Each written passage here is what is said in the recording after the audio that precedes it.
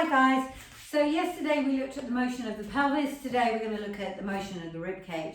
Just like yesterday when you kept your ribs still, today you're going to try and keep your pelvis still and move on your rib cage. And yay, the yellow dots are back.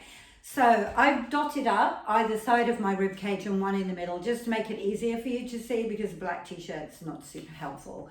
So keeping the pelvis really still, you're going to think of bringing the left side of your rib cage as far round as you can, but without letting your hips come with you.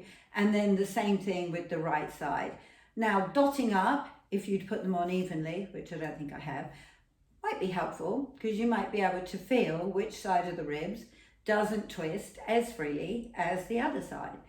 And if you remember how the pelvis rotated, you might notice that your pelvis could rotate more in one direction and your rib cage is the opposite. Go back and check it out and see if that's the case, because then we know that that interplay between each other might have a little bit of something lacking on it. So just like the pelvis, you get your twist. We also did backward forward with the pelvis yesterday. Can you do that with the rib cage? Can you think of the yellow dot coming forward and up and then dropping down and in? So from the side, the yellow dot comes forward and up, commonly known as rib thrusting. And then can you take the ribs down and back?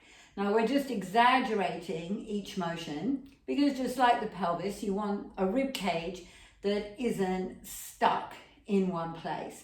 So my habit was always to carry the ribs this way.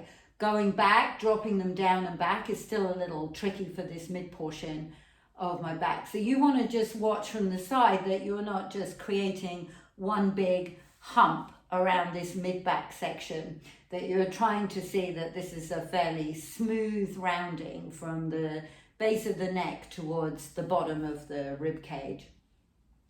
And then we have that joyful side to side motion. Another one that's really kind of tricky to freestyle it out, especially if the ribs are stuck. So I would recommend, again, go back against a wall, put your shoulder blades against the wall and see if you can slide your shoulder blades from left to right, but without any twisting off the wall at all.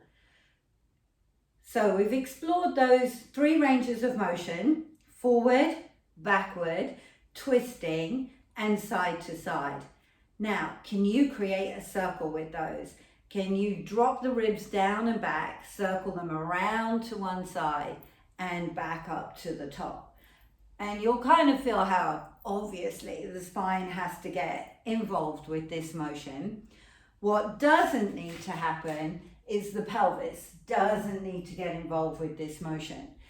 And notice where's easier for you to move to. Coming forward is definitely easy for me. Going back is not so easy.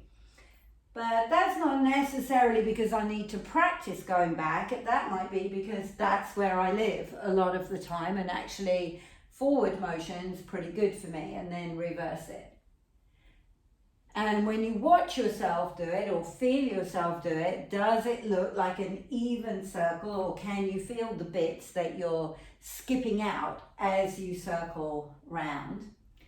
And because we didn't do that yesterday and we have a minute or so left on our 5 minutes, can you then do that motion in the pelvis?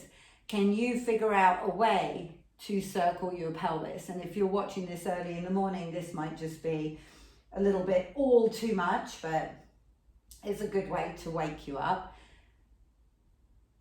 Is it possible to circle your pelvis one way while your rib cage tries to circle the other way? Or is that just all too mind-blowing? That's your conundrum for the day.